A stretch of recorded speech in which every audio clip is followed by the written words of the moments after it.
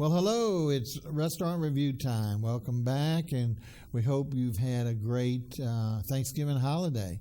I hope ours was very busy, and again, at the same time, we hope everyone had a blessed and happy Thanksgiving.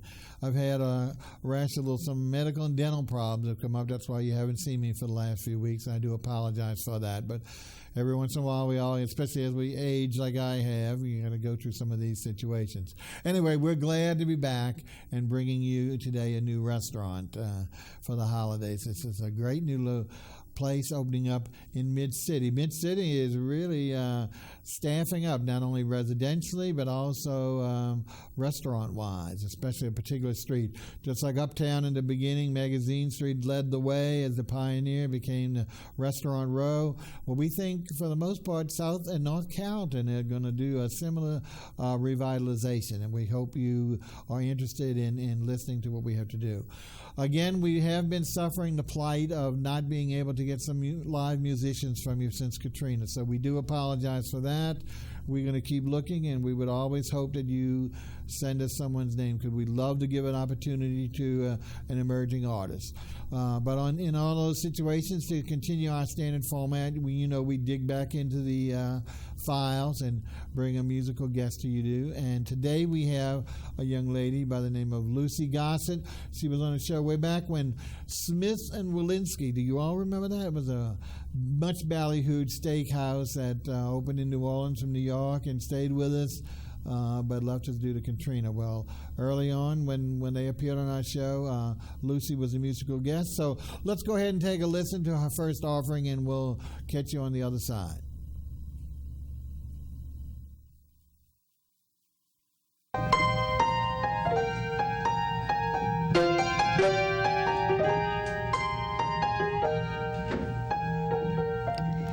He carries the weight of the world on his shoulders, so blind with the worries of the day, he fails to see the girl in the corner trying to catch his eye, and he doesn't know that, and he doesn't realize she wants to help him out, make it alright, but he doesn't notice, and he doesn't think twice. She'd do anything just to see him smile, even if it's not for her. He doesn't see that girl.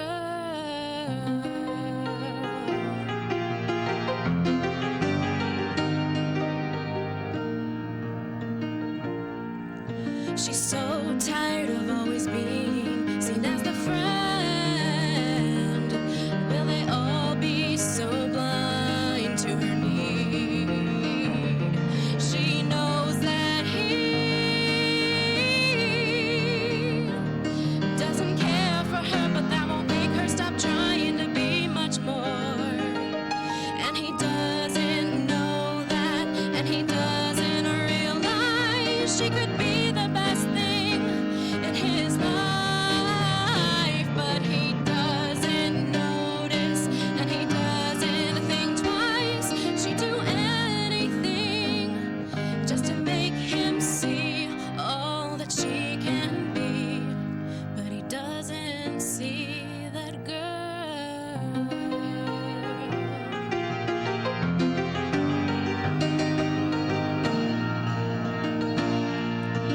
Will I be less invisible?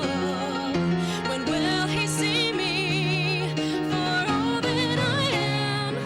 I'm just trying to be the best I can be, but will that ever be good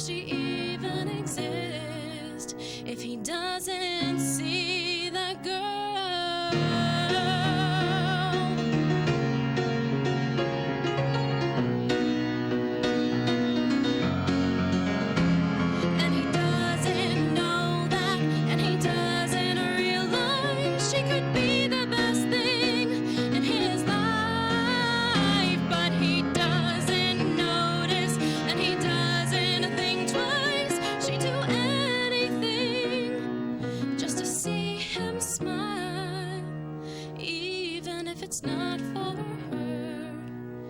He doesn't see that girl.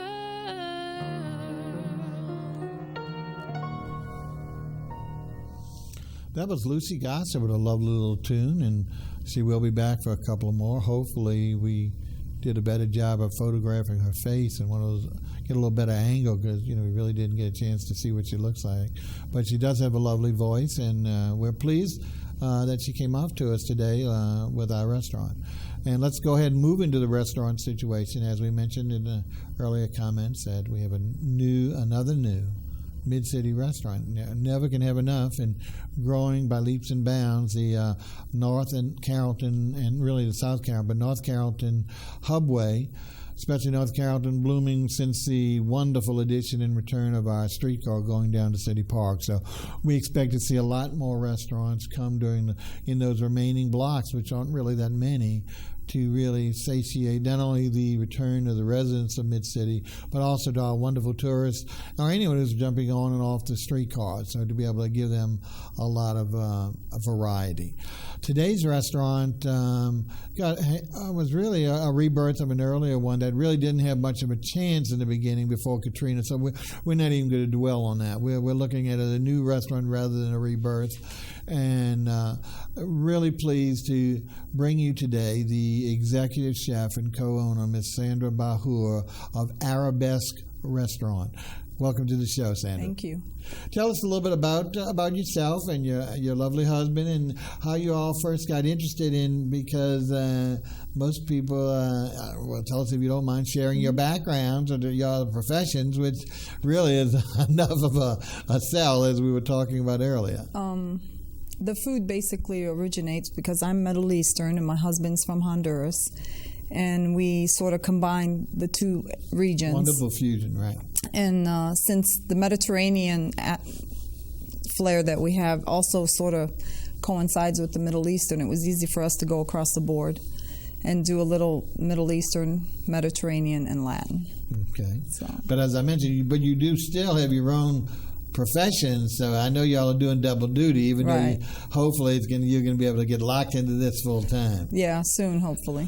But I think, as our city knows, we have had a real upsurgence of Middle Eastern restaurants throughout, which is great, because it is such a popular food, such light and really, in many respects, healthier food than we normally eat. What's really good about this one is the infusion of the Spanish or the Latin flavor to some of these dishes that you wouldn't have, and even some of them more toward the Caribbean style more than the Mediterranean. So that's really nice. What they've done is taken over this little single shotgun in the 100 block, done a beautiful renovation as you're looking at it here. I think it was some type of, look at the inside, type of paint shop or sign shop. Right. Right off Canal, right behind the bank there on the canal in Carrollton. And have created a lovely, lovely atmosphere. You saw a beautiful, I guess, was that a flamenco dancer? It's just a beautiful painting on it. Yeah. Beautiful. It's a John Singer Sargent reproduction. Oh, it is a Singer Sargent. I love it. Yeah, he is beautiful. And as you notice, so as you come in, you go, well, there's some really fun seating outside for, I guess, waiting. And some kids said, well, what is that, a play school? With those brightly colored, but that's so typical of the Spanish and modern fusion of furniture, And then come in, you enter through the bar area, which is a lovely touch itself, and go to the main dining room we saw. But there are also some tables along the outside. There's a narrow gallery of the walkway, which allows for a little bit of the outdoor seating. So it's really, really nice. About how many do you think you seat, Sandra? Around 50. 50, okay. Yeah. So you see, it's still small. It's not a huge place. No. And then the big open kitchen in the rear of the restaurant. Now, you've been open since how long now? It'll be 4 weeks Thursday. Wow, 1 month, huh? Yeah. Great. And let's tell everyone your days of operation, your hours, so that way we can... It's Tuesday through Saturday from 5 p.m. to 10 p.m. So dinner only, 5 to 10. Right. But you also have, and we're going to talk a lot about this near the end of the show in the special events, you've also added a Sunday brunch. Right. Very important, folks. So make sure you listen to the whole or watch the whole show, because that's super important because of the location. Again, there's not many restaurants that are featuring brunch on Sundays. And you know how we all love to go out every day to eat, so it's really important. Anything else you want to tell us about the restaurant before we plunge into the food? The hours for the brunch are 10 a.m. to 2 p.m. 10 to 2, very good. And we don't do dinner on Sunday. Sunday's strictly brunch. And we'll reiterate that when we go into detail. Well, let's take a look. That's what we need to do, is get your eyes and your stomach interested in the program. We always start off with appetizers, and really she has a combination of appetizers with regard to 2 segments on the menu, a combination of a typical appetizer, and then the Spanish tapas, which can be used as an appetizer or really a collection for a main meal. But we're going to start on the appetizer per se, and I believe the very first one was, is that the Jericho chicken? Correct. Lovely, lovely term. You see it's flanked by wonderful pita square triangles and a really great sauce. Tell us about the wonderful sauce on that chicken. It's a basic olive oil and lemon.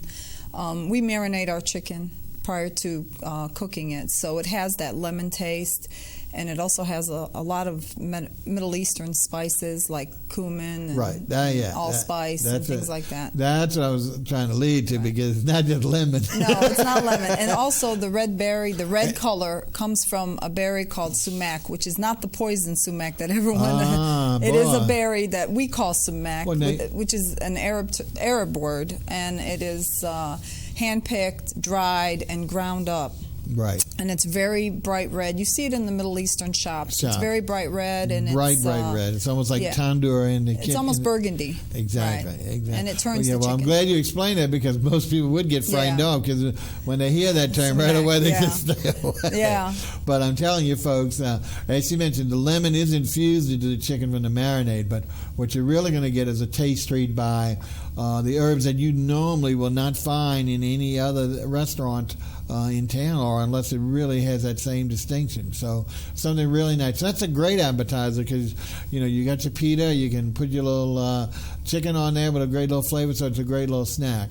Now let's take a look at another one. I think the next thing is that this is really, I hesitated at first, but Sandra recommended, this is called Mediterranean pizza. And I kept saying, now we're going too far now, trying to capitalize on this. And of course it is a vegetarian dish, but that's not necessarily the reason we're promoting, is the flavor. I took a little home, and I had someone who doesn't, in fact a little kid we gave it to, and another couple, and he says, pizza, this doesn't look like pizza. I told him to try it, and he loved it. So tell us, this was great because of the crunchiness of the crust, and I guess it's toasted pita. Is that we got in the base? It's a flatbread pita. Tell us from scratch, because it really looks scrumptious. Three cheeses, the mozzarella, and we don't use a tomato sauce, which is what's so neat about it. It's more of a pesto, much more base, of a pesto, and the mozzarella at the bottom of the pizza. And what else? Tell us about all those veggies on top. And we layer it with artichoke and mushroom and olive salad. Similar to the same, it's pretty much the same as they use in the muffaletta. And the muffaletta. Right, the muffaletta. And tomatoes, and we top it with feta cheese and Parmesan. And the feta cheese crusts over. That's right. It forms a crust, and that's what a lot of it you're seeing there, and you might not be able to make the distinction of some of the others because of that crusting. Right. But flavor-wise, we're talking about dynamite, folks. This is really tasty, and it's just enough. It comes in quarters for, of course, it could be an entree, I'm sure, someone, but it's great for an appetizer, so each a couple of people at the table, or everyone can try it. Wonderful flavor, and like I say, the toasty flatbread really makes a difference. So I would encourage, even though I didn't want to, I would encourage you to give it a try. Okay, now I think the next thing is that a shrimp dish, is a barbecue shrimp. This we had on the first visit, and this is your, I don't know, it's a tilapia, but what do you call it? It's actually mahi-mahi and amberjack combined. Oh, and amberjack combined. Yeah, and it's like the fritters fish nuggets. Nuggets. The chicharrones, Okay, and so you're doing mahi-mahi and what was the other one? Amberjack. Amberjack, okay. Filets. So again, this is breaded. Normally not my forte, but I know, New Orleans, everyone loves their fried fish.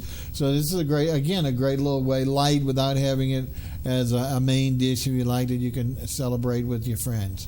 Okay, again, we're talking to Sandra BAHHOUR of Arabesque, brand new restaurant in the 100 block of North Carrollton, right behind the bank, with a beautiful little bright shotgun. You can't miss it, and we're really enjoying. So let's move on a little bit. I think we now are going to actually start in. Now, there's more appetizers than this. If we have time, we'll come back to them. That's the only pictures we have. But we do have, I think, a couple of pictures of the tapas, which is also appetizer portions. And I believe, I'm probably going to get it wrong, but I thought the first one was the shrimp. Is that right? Right. This is their version of barbecue shrimp. Now, we've got two pictures. One, as you can see, in this magnificent sautéed pan in which he comes, and a second, a close-up. Tell us about how you do this, because this is definitely different. I think the difference, we do make a spicy butter sauce, right, that we throw into the cast iron skillet, right, to cook it, and it's very similar to the Louisiana version style, of barbecue shrimp. Uh-huh. Right. The difference is the lemon. Right. And a little bit of the spices that we use. Right. The spices make a big difference in everything we do, because really a shrimp is a shrimp until you add right. the seasoning or the marination, and that's where everything differs. Well, we have so many variations of the dish, from the original Pascal Manali's, the true butter and black pepper and garlic, to some people really actually using barbecue sauce. Right. I think you're way in between there, leaning toward more of the purist situation. Right. But you also do add a white wine in that. Yeah. Yes, and that's so it is a very nice flavor. It's going to be different than some of the ones, but it's certainly not going to go over what I feel to the too heavy it's typical not barbecue. Hot. Right. We want it spicy, but we don't want it where people can't swallow it, where it's too hot. And it comes with some toastettes, so really, really neat. Okay, I think we have one more of the tapas. Let's see what comes up. We're moving into our soups. Now, she has two soups on the menu. The night both of these are standardly on. This is the, what do you call it, 3-bean tortilla? Tortilla soup. Everybody knows about the chicken tortilla, and it's similar to that. But let's talk about, it's really good to having the beans in it. It has 3 beans. We use pinto, kidney, and black beans. Black beans. And it's just really chicken broth. Well, no, because it is a vegetarian. We don't use broth. No chicken broth in both of our soups. A lot of these dishes with tortilla are chicken stock and usually some chicken meat as well. So that is different. So this is definitely a vegetarian one. Oh, okay. We got used to cooking vegetarian style when we were in the medical district. Okay. Well, we need to explain that because people say, "Well, where's the chicken?" Right. Or the others word of vegetarians not trying. I tell you, I didn't miss it at all not having chicken meat, because the beans had that that crunch and also that substance to it. Right. And we also use a lot of the seasonings that are a little different, the kamun and the allspice. So it is a southwestern style soup that has a little bit of the Mediterranean, Middle Eastern flair. And it is, we don't use broth, and we try to just season it so that you don't miss it. But we do use vegetable, and there is a vegetable broth, basically. Right, so, of course. Yeah. Of course. The other soup, we don't have a picture, but it's very standard to find in Mediterranean restaurants. I call it addis, which is a red lentil. And for people who like lentils, I mean, a lot of Americans only know it as the little brown bean, little brown pea, but the golden or the red lentils are, they obviously look a lot alike, but flavor-wise, they're totally different. You want to tell us any reason why that's so different in tasting? Or anything else about your soup? It's shelled. I think the red lentil is the shelled version of the green, if I'm not mistaken. I've never known that. I think it is. It's hulled. Well, that makes sense. It's softer. It is definitely. That's what I'm more... The consistency is what I saw a difference in. It's softer, and when you cook it, it cooks very thick. And so it makes a nice... Glutinate, so yes. Okay. And we add the potatoes and the carrots, so it helps it out. Really, really good. Yeah, no. If you want, especially winter coming on, because I eat soup every day, if I can, in my life, no matter whether it's summer or winter. So I love soup so much. But it'd be great, right? It's a nice hearty brew, and again, not being a meat soup. So we have two vegetarians that I think you could certainly enjoy, whether you're a vegetarian or not. Anyway, let's move on. She has some lovely. She has some, as I mentioned, other. We only did one or two of the tapas. We did both of our soups, even though we talked about both, but not pictures. We're doing one of her, maybe 4 or 5 salads, but this one was my pride and joy. It's called her island salad. Look how beautiful, and I'll put in my 2 cents here. Do you tell us a little bit about it? It's made with Boston lettuce or Bibb lettuce, and we have the artichokes, the hearts of palm, the tomatoes, the cucumbers, and we make our own balsamic vinaigrette. Beautiful, beautiful. I was so glad to see hearts of palm, which is my favorite, and artichokes, those 2, and then the Boston Bibb lettuce. Right. I know we're getting more, for some reason, people don't use it as much. I mean, I know we've been pushing people away from the iceberg more and more to some of the others, but it seems like we just got just moved from iceberg to what's the other one? Romaine. Right. It's just as bad to be stuck on romaine as to be stuck on iceberg. Right.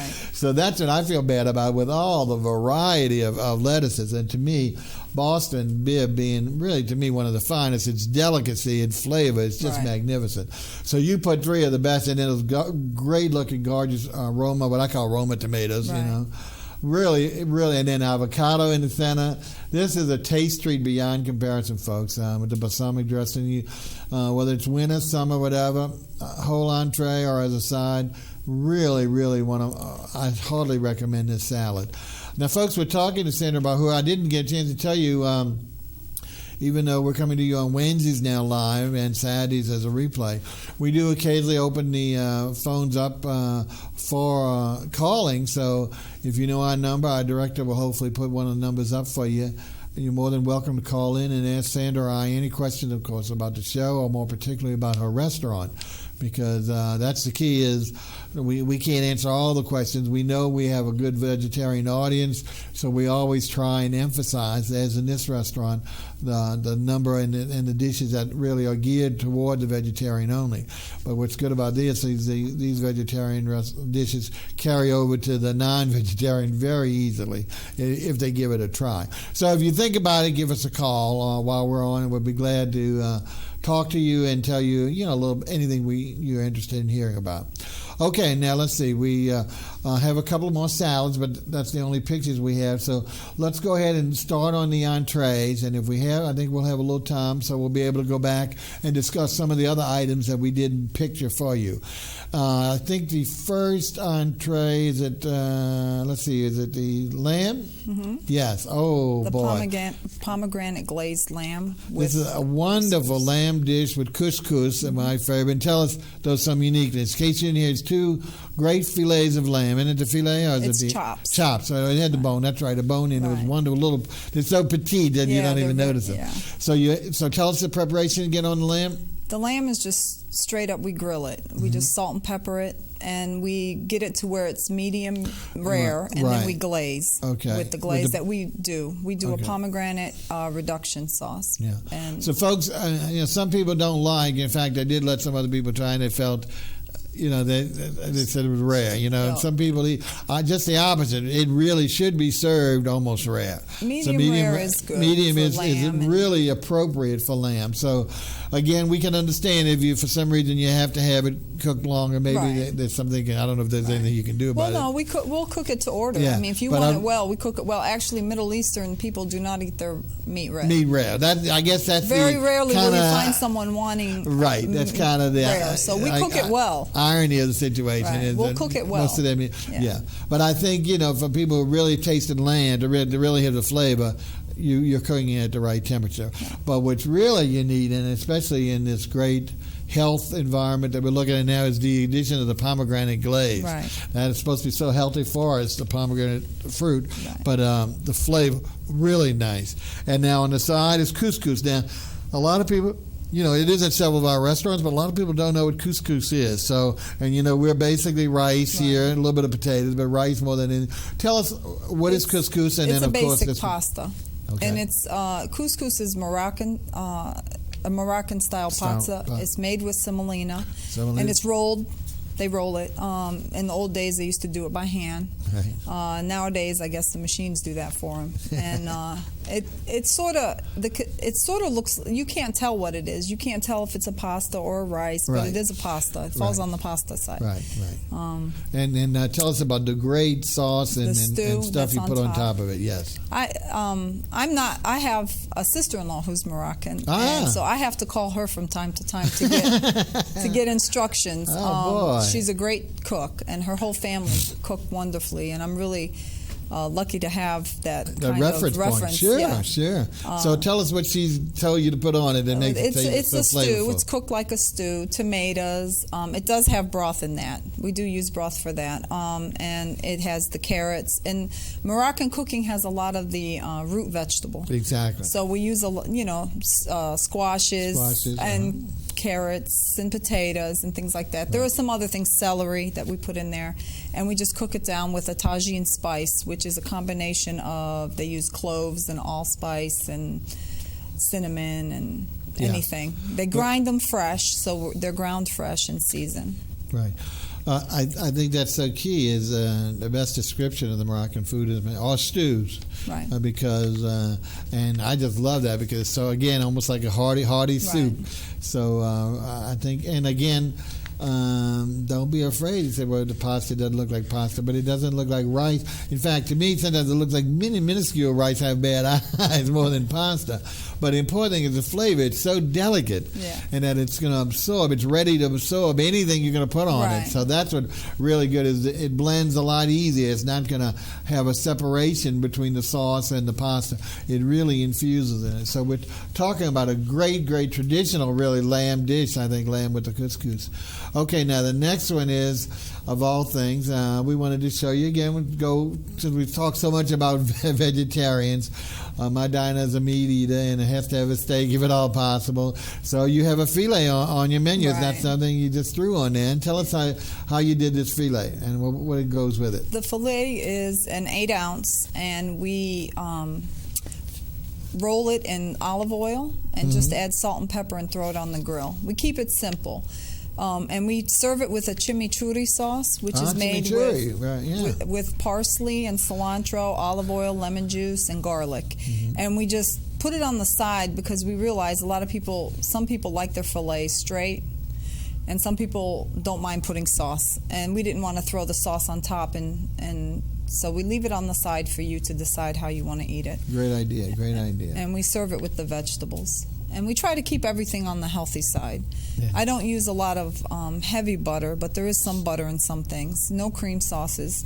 I don't have the French style of cooking. So that's their professional background influencing them, plus, but at the same time, I have no problem with eating food, whether it's healthy or not, as long as it tastes good. Yeah. I do object to the point where we've got to go to all of our restaurants and make them tell you what's in everything. I mean, that to me defeats the whole purpose. If we got to that point, there are enough healthy-only restaurants, to go to that those people should. Because I think, if you have to sacrifice if every restaurant could be as tasty as yours and be vegetarian, then I'd say it'd be okay. But unfortunately, I think we don't advertise that we're just a vegetarian restaurant, but we tend to lean towards that only because the Middle Eastern cuisine is very heavily vegetable oriented. Right. Exactly. And then we are fresh and items. Mediterranean are the ones that really have such a strong diet of vegetables, even though their sauces are.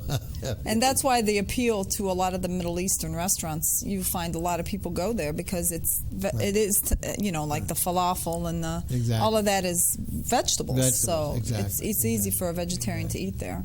Okay. Now, our last picture was my favorite, the first night I went there, and it's, again, a little depart, just like the other one was a Moroccan, which was a little bit more than the Latin, the Mediterranean, and this one is more Caribbean, which is a Caribbean-style redfish. My favorite fish, and tell us, look at this beautiful presentation, folks, and I'm telling you the flavor was dynamite. Tell us what we do on this particular fish. For the redfish, we actually marinate it again in lemon juice and olive oil. Lots of lemon juice and lots of olive oil. Can't beat that. That we have in our restaurant. We use a lot of that. But it's seasoned with cumin, salt, and pepper, and just topped with a little cilantro and tomato and wrapped in a banana leaf. and we wrap it, keep it But in that's so traditional. That's what I'm Right. saying. So that's really the Caribbean style, the island style, to Right. wrap The into that banana- banana. right. And people say, well, that's just a decoration. Well, it does have a there's flavor. It There's has a flavor, and I think some people that aren't used to it are interpreting it differently. And it could be the banana leaf, it could be the cilantro. So it has a little bit of a flavor that maybe a lot of people aren't used to. Right. But we've had good results on that. A lot of people have I enjoyed love it. cilantro in anything. I know its flavor, but I find a distinct difference when something's cooked, when it's wrapped in foil or something, as opposed to the banana leaf. Right. That infusion, there is another flavor beyond Right. cilantro. Usually they're together, but Right. there is a separation. But I heartily right now, there's a fish that we all love here, native to our city. So here's something that's dynamite. What are a couple of the other entrees before? Again, we're talking Sandra BAHHOUR of Arabesque. That's all of our pictures of the entrees, but let's talk about a few others to show. Make sure we hit on enough for the folks. Can you tell me a couple others that you had that we didn't picture? We have the tagine chicken, which is also Moroccan style, and we serve it with What the is same. I know you said it before, but again, and we The know tagine, it's actually the dish that it's cooked in. A tagine is I don't know if you've seen it. It's the clay pot with the cone lid. Cones, yes. And we do not have that. Okay.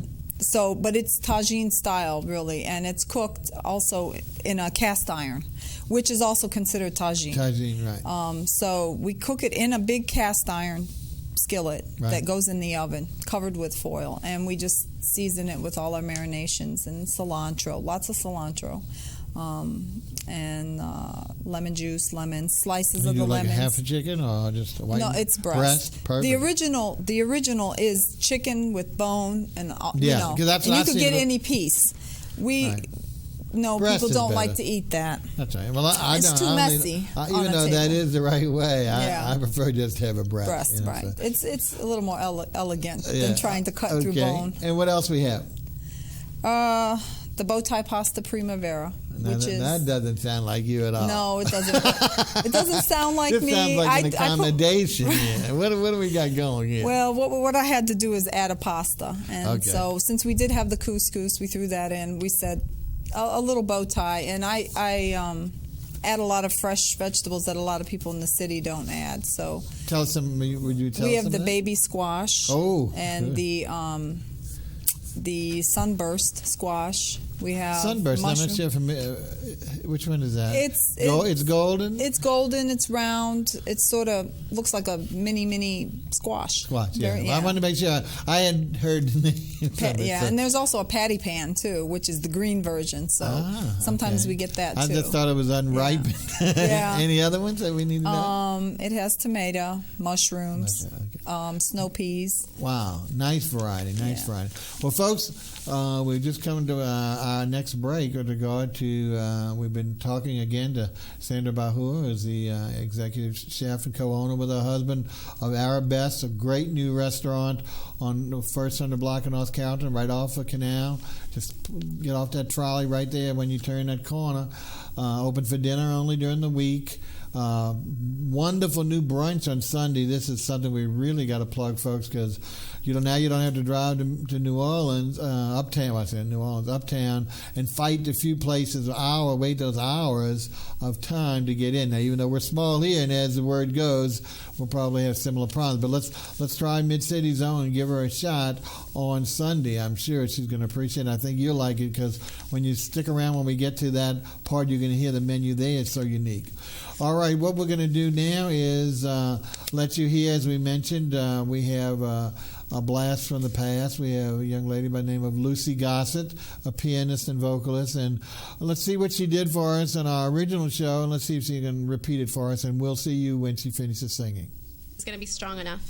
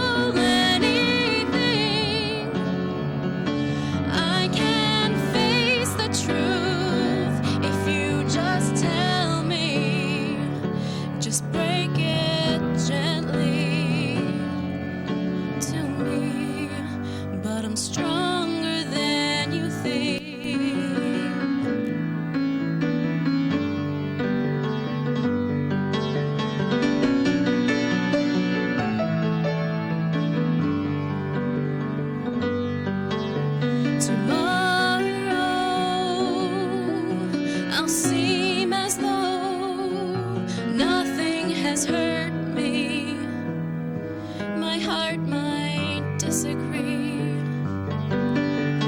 I'll go on living, I'll keep forgiving you somehow. I won't be crying, but I might feel like dying anyhow. I'm strong enough, I'm unbreakable. I can handle anything. I can face the truth if you just tell me. Just break it gently to me. But I'm stronger than you think. I won't let anybody drag me down. There won't be any tears for me to drown in. I can survive. I will survive just to stay alive. I'll stay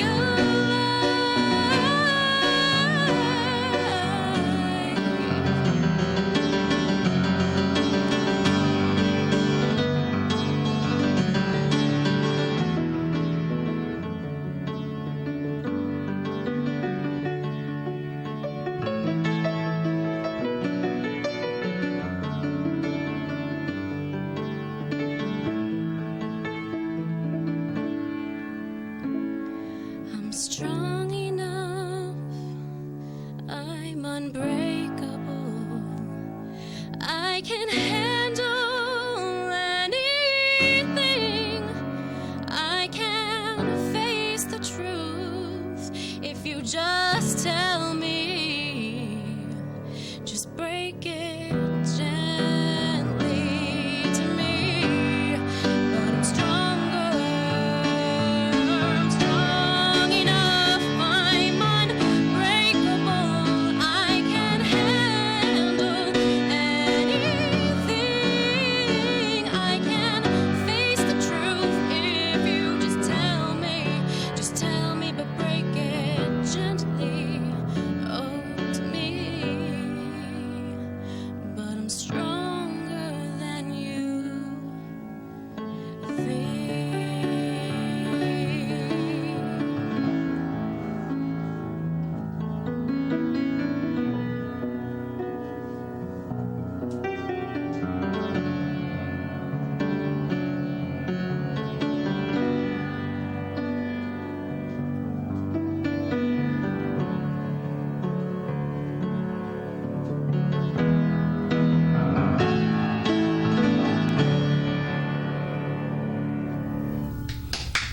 Wow, listen to that applause. That was Lucy Gossett. That was really worth applause, wasn't it? I mean, it really was. She had a nice voice, nice little melody, with a great soap opera tune. Very nice.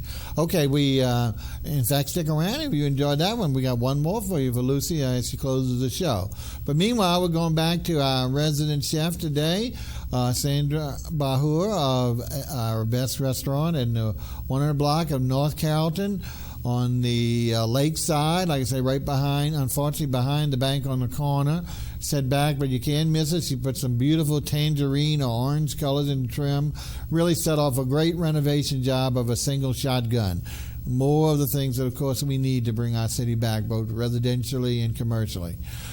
She's open for dinner, as we found out, except for Sunday brunch. And then during this segment, we're going to really hit on more details of that so we can entice you to try and patronize and spread yourself around so we won't have too many people at the same restaurants every time.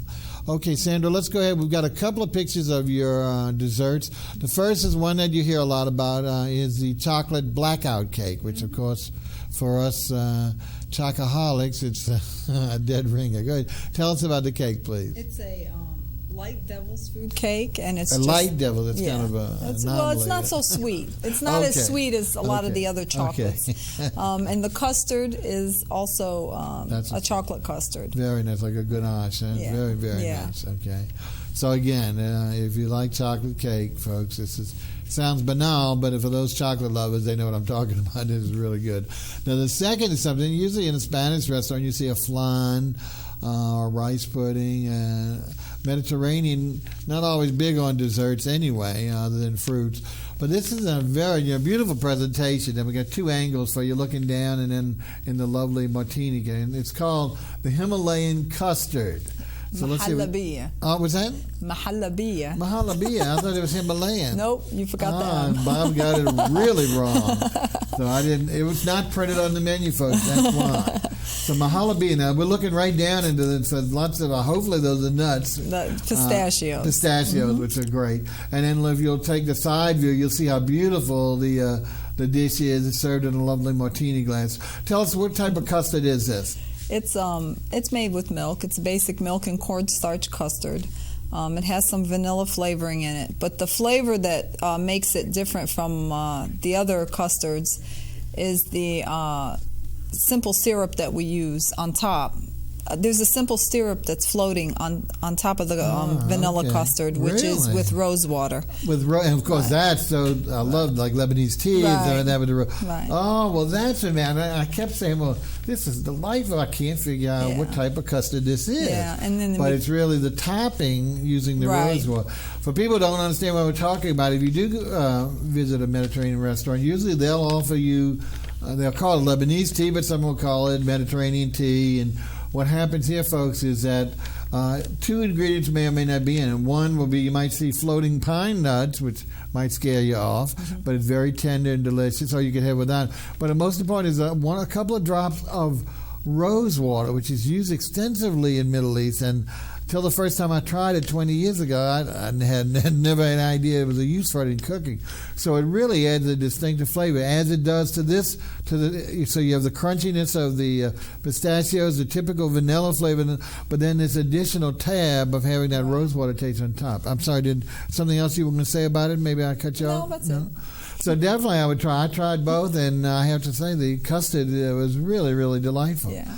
Okay, now we always need to talk about beverages. I have to tell you, as I mentioned, when you first walk in, they've got a lovely, in this small setting, they did a wonderful diagonal bar, just beautifully set up, with a full line of every beverage that you can think of. Of course, the ability to do any of these crazy new drinks that we all love. Let's talk a little bit about that, and more importantly, your wine philosophy, because it's a little bit limited, but appropriate to what you're serving. I really am not the one that takes care of the wine. Well, It's my husband's department. But we did try to get smaller vineyard wines. Okay. We didn't want we tried to reach out to those vineyards that are smaller, that have something different to offer that maybe you don't see too much of in the restaurants. And we have 3 different distributors we deal with, and they've really worked hard with us to try to kind of pair it to that, get that flavor, something that tastes, that goes well with the dishes. With the dishes, that's the key. I mean, regardless of where they come from, is the pairing with the food. Correct. So, any special drink that that's unique to Arabesque, and they seem to have as a calling card nowadays. Well, we're working on that. We're working on it. Okay, well, folks, now we'll get to the part that we've been teasing you about, and that is the lovely brunch menu. I don't know if you can see this. Really pretty artwork on it. And as we mentioned, it's Sundays from 10 to 2. 10 to 2. It is not a buffet. Okay, and that's why I'm in town. I'm not a big buffet eater. So if you're the one that's got to have a buffet and a Dixieland band, this is different. Right. Nice, quiet. I guess he has background music, but that's not important. Important thing is the food is individually served and beautiful. And she's got a mixture of American and some Latin and other desserts. So we're going to kind of run through these with, even though we don't have pictures. The first is really going to be, as far as I'm concerned, a family style for any American breakfast diner. So I forgot what you call it, but it hits every element of a typical American breakfast when you want to go out. Go ahead. Which is the basic, traditional, basic New Orleans breakfast. Okay. And we offer. Tell us what's in that. We offer you Go ahead. Scrambled eggs. Okay. We try not to get too fancy with the eggs. I personally cannot flip an egg. and I'm the first to admit it. And my Brazilian sous chef, she says she's a little better than me, but we try to keep it simple. So we do offer scrambled eggs. You get your choice of toast or biscuit, grits or house fries, which we do with a little Mediterranean taste with the kamun and the onion and garlic, and some meat. And some, bacon and sausage. I forgot what was on there. Bacon and sausage. There you go. So really, I mean, just typical of a real traditional American dish. Now let's go to the other side of the border, to one of my favorites, to huevos rancheros. Correct. So let's tell us your version of the huevos rancheros. Right. I use a red wine tomato sauce for my huevos, which is a little different than probably the traditional, but we do use a little red wine in our sauce. And it's cooked basically the same, where you drop the 2 eggs, and we use a cast iron skillet that's made, and we stick it in the oven and let it go ahead and get final cook there. Okay. Excellent, really. I can't wait to try. Now let's talk. You got about 4 other egg dishes. Can you remember those? And then we'll try some of the other things. The potato frittata, which is also cooked in a skillet. And that has a little cilantro, a little parsley, and it's made with the scrambled eggs. And how about this eggs? What is it, basket? The egg baskets is a little light, sort of like a pie crust dough that we drop an egg in and season it with a little salt and pepper and cheese and bake it. And you get 2 of those with a little cup of fruit. Now this one, I have to say, is a little offensive to me, because this is an accommodation that I'm sure a lot of will like, and that is the fast food accommodation menu she has. And I've never had one of these, but I can tell you, I never really tried. She's got too many other alternatives. An egg and cheese biscuit sandwich. But it's not the fast food version, because I'm an egg and cheese biscuit eater, and it is not what you get at your local fast food place. So if your kid wants to come along, and he says, "Mommy, I don't like it," you can tell him we have our... Whatever your favorite brand, manufacturer's name, you have your egg and cheese biscuit, whatever that it's thing different. is. You're going to have to. So when you come next time, I'm serving you an egg and cheese biscuit sandwich, so you can see. Not going to eat. Okay. Now let's talk about some of the other things. These are really fun, because we have some other things. We said we've got a great pancake, an apple and cinnamon. Tell us about this. This really sounds good with that fruit in it. Right. We saute the apples with a little cinnamon and brown sugar and butter.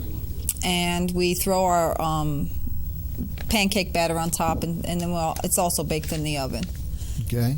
And now we have the opposite of my favorite, a waffle. Instead, you have a Belgian waffle, and you serve it a couple of ways. Let's talk about it. How is that different? That is either plain with pecans, which is in the batter, or you can get it topped with berry coulis. Hey, you said my language. Too many people now just chop throw it on top. Yeah, that doesn't work. That doesn't work. That doesn't work. It's not the same. Yeah. And then also one with the berry coulis. Right. Is it what? We marinate it with Chambord liqueur. Ooh. And, But is it like strawberries and blueberries, or what? It's strawberries, blueberries, and if we can get the raspberries, whatever berry we can get that's fresh, we'll throw in there. Okay. And you do also do, again, for the healthy folk, but a great fresh fruit yogurt granola, huh? Yeah, our version of what would be the fruit yogurt parfait. To me, there's no reason to go to breakfast if that's what you're going to have. That should be a dessert item on your menu. Well, no. Okay. And lastly, to cater to the Middle Eastern, you have a Middle Eastern title. I forgot what it was called. The pita pocket? Pita pocket. Okay. Pita pocket. Couldn't miss that one. Pita pocket. Okay. Right. We do Tell us about the pita pocket. The pita pocket is your pita bread, and we cut the top off. We put the egg and the cheese and Roma tomatoes, and you can also get it with bacon and sausage if you'd like. Okay. All right. Okay. Excellent. So, folks, what a great lineup, huh? That's buffet. That's I knew I'm my worst enemy. That's Arabesque version of their brunch on Sundays from 10 to 2. So, Rosh Hashanah, we don't. Well, I guess we have a Saints game this Sunday. I lost track. I don't know. Things are a little slow on the Saints Day. Yeah, that's going to be a problem for you. Yeah. I forgot whether we have one this Sunday or not. But we had Monday last. Anyway, it's worth it to. And some of our games, we need to get away from it anyway. But the important thing is for you to give her a try, and not just for the brunch. The dinners are fabulous. So the key there is we really give them a try. As we mentioned, we wish them all luck on North Carrollton, right first on the block, right behind the bank there on the corner. And let's see, is there anything else? We didn't get a chance to meet our husband today, but he'll be in the restaurant usually every night with her, He's at even the though door. he's got his full-time job as well. What else can we tell him before we sign off and let our singer take it out? Anything else we can tell him about the restaurant? That we're working really hard to make everyone happy. They and certainly are doing that. Give us a try. And again, if you didn't notice the lovely setting in the beginning, it is a single shotgun. You say, oh, it's going to be so crowded. But as you notice, there's a bank, which is very important. Banquet seating along one wall, which is very comfortable. And then the other walls, most of them are like two-seaters. On the other wall, so you're not really. And in the middle would be your four tops. Right. Well, actually, we can put those chairs to the one side. So of course, that's what's so great about a banquet is that it can be. It's nice for just the two. It's not the typical little table that doesn't fit anywhere. But also, if you have more than two, you can keep sliding those tables over. So that really makes it nice, folks. And remember, there's also a few little small tables outside if our weather permits, since we don't know where we're going this winter, to try, especially on the brunch. It might be lovely on Sunday brunch out there. All right, well, I think that's about it from her. Next week, again, we thank her for coming in on our time because she's the workaholic behind. She's got to rush back to the site and get ready for this evening's dinner. We hope to be back. Now, as you know, holidays are coming up, folks, and I know the station's going to close next Thursday, which is the day Thursday before Christmas. So I'm not sure whether we'll do justice to a restaurant that day or not. So we might get a chance to see this lovely show again, or pick up one from our past, or maybe do an artist. So we're not sure about next Wednesday, and definitely the following Wednesday they will still be closed. So we might not, you might not see it again. But we want to wish you all the best of holidays if we don't see you in person. We're hoping to be back next Wednesday with another show. And until then, we're going to, don't forget, please, to let us know about any musician. Our website, we never say it enough, is RREVUE, Revue at .com. Info at rrevue.com if you want to email to us. But the website is rrevue.com. Until further notice, we're going to go ahead and let Lucy Gossett take us out with our last song. And if I don't see you, happy holidays. If not, we'll be seeing you in one of the restaurants around town. Take care. Some heartbreak.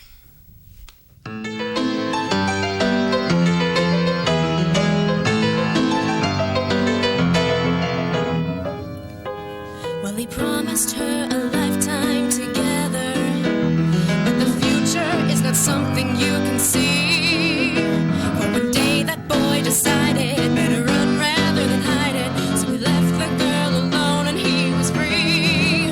Oh, isn't life real funny? It's love that gets them all running. Oh yes, it's rough, but you'll get tough. Heartbreak just makes you stronger, baby.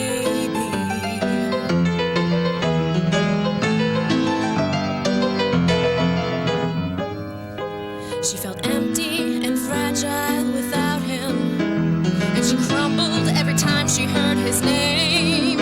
Though she cried, she threw her head back, tried to snap herself out of it, determined not to lose but win this game. Oh, isn't life real funny? It's love that gets them all running. Oh yes, it's rough, but you'll get tough. Heartbreak just makes you stronger, baby.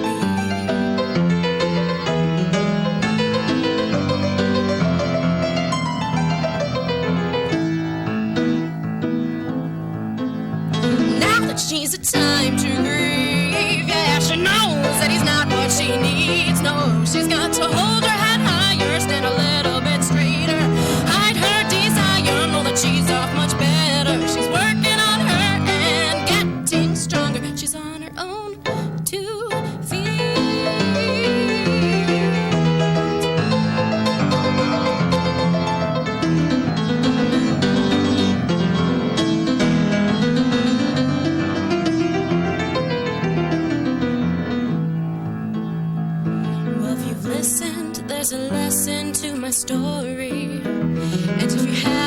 then just hear and learn from me.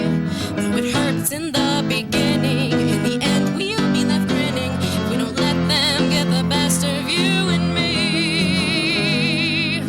Oh, isn't life real funny? It's love that gets them running. Oh yes, it's rough, but baby, you're real tough. Heartbreak just makes, I said a heartbreak just makes, I said it just makes you stronger,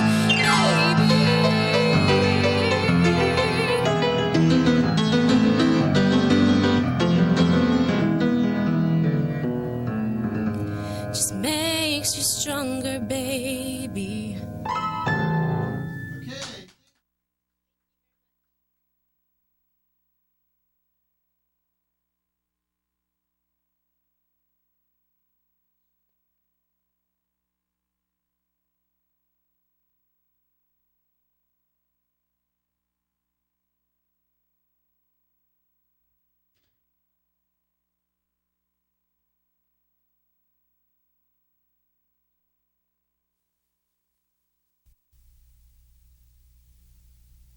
Walking down the streets, and you look at every brick, especially on a weathered and wet day, they have a story. They seem to tell you, or want to say, identify me, stop for a moment, and I will speak to you.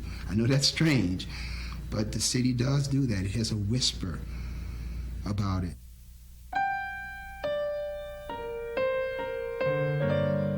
It just grabs your soul.